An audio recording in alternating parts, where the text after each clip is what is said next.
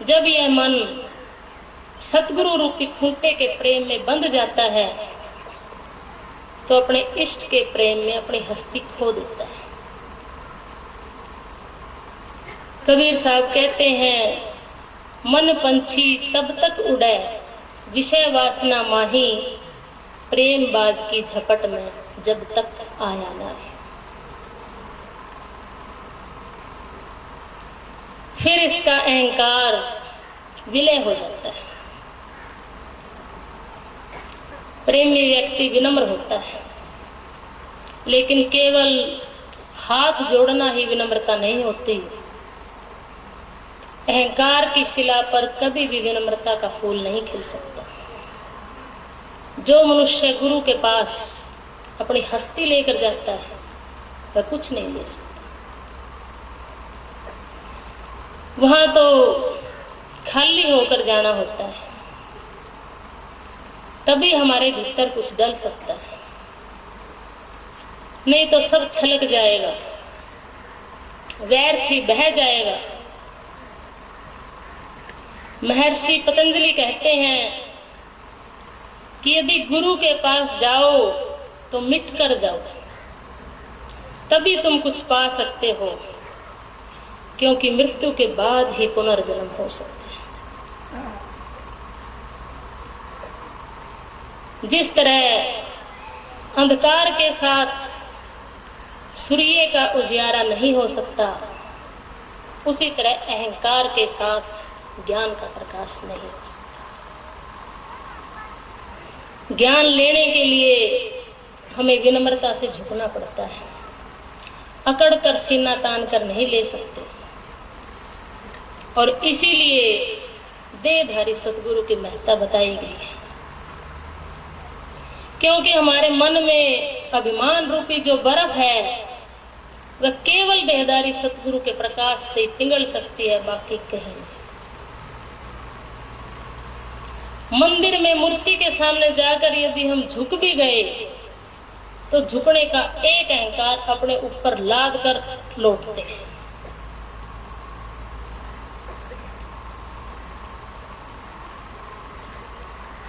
समाज की भूमिका में प्रतिशोध मान्य है, लेकिन अध्यात्म में नहीं।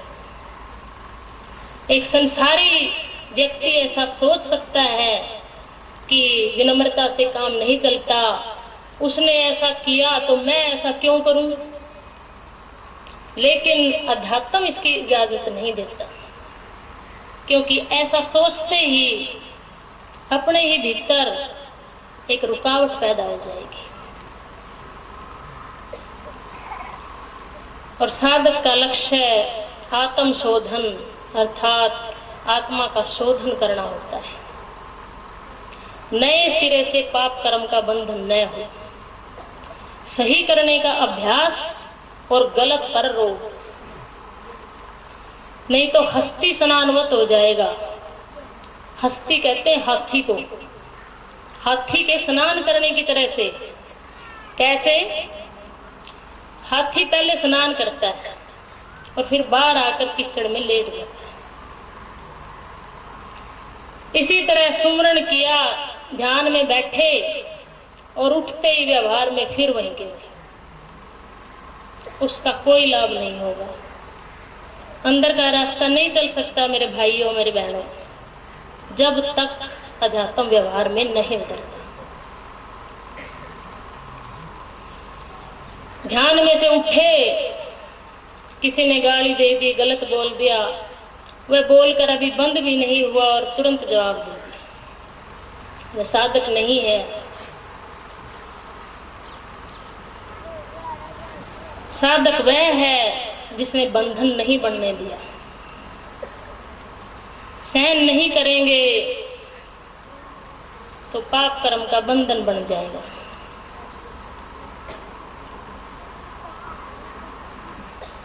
अगर अपना अंतःकरण उज्जवल करना है तो उसके लिए आत्मा का शोधन करना होगा, और वह केवल सहनशीलता से, विनम्रता से और करुणा से होगा।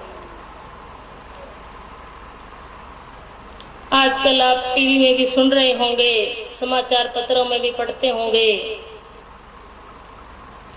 किस तरह धर्म की एक छोटी सी बात के ऊपर बवाल खड़ा हुआ है। अगर क्षमाशीलता होती, सहनशीलता होती किसी एक भी पक्ष में, तो ऐसा कुछ नहीं होता।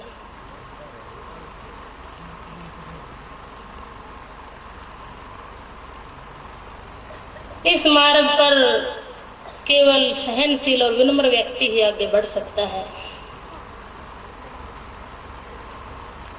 एक बार नामदेव जी के एक श्रद्धालु ने किसी व्यक्ति से कह दिया कि नामदेव जी बहुत ही विनम्र हैं, उनके अंदर बहुत सहनशीलता है और उन जैसा सहनशील करने वाला मनुष्य मैंने आज तक नहीं देखा।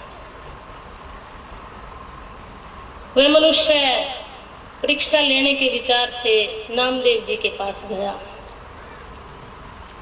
वहां जाकर न प्रणाम किया, न कोई बातचीत की और सीधा जाकर उनके कंधे के ऊपर बैठ गया।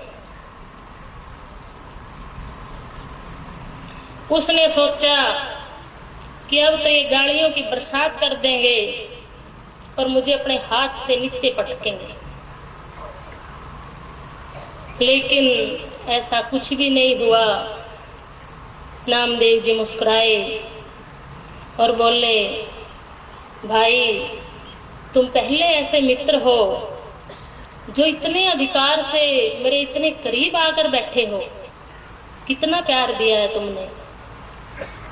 आज तक सब बहुत दूर से मिलते थे, बहुत दूर से दुआ सलाम करके चले जाते थे, लेकिन इतने अधिकार से, इतने करीब से इतना प्यार देने वाले तुम मेरे पहले मित्र हो।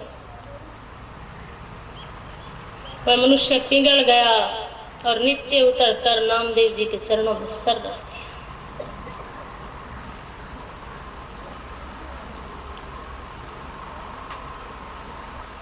महापुरुष ऐसे ही होते हैं, वे खुद भी सुखी रहते हैं और दूसरों को भी सुख बांटते हैं। वे कहते हैं, तेरा भाना मीठा लागे, मालिक की रजा में राजी रहते हैं। चाहे दुख आए या सुख आए, वे अपना संतुलन नहीं खोते। कई बार कई व्यक्ति किसी अजनबी के साथ इतना अच्छा व्यवहार करते हैं, इतनी नम्रता से बोलते हैं कि सामने वाले का दिल पिघल जाता है और अपरिचित होते हुए, अजनबी होते हुए उसके साथ एक संबंध स्थापित हो जाता है, एक रिश्ता बन जाता है। लेकिन कई परिचित होते हुए भी पानी तक को नहीं पूछते और सामने वाला व्यक्ति अपमानित सा, ठगा सा रह जाता है और अपने भीतर कुछ खाली खाली लेकर वहां से लौट जाता है। विनम्रता जोड़ती है और अहंकार तोड़ता है।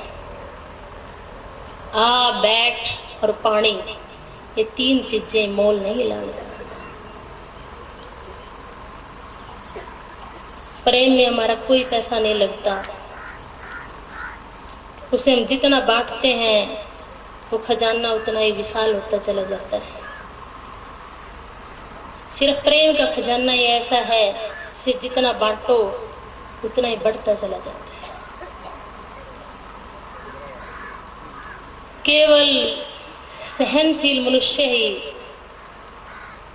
प्रेम की छलांग भर सकता है। हमारे अंदर सहनशीलता है या अहंकार है, क्रोध है या प्रेम है,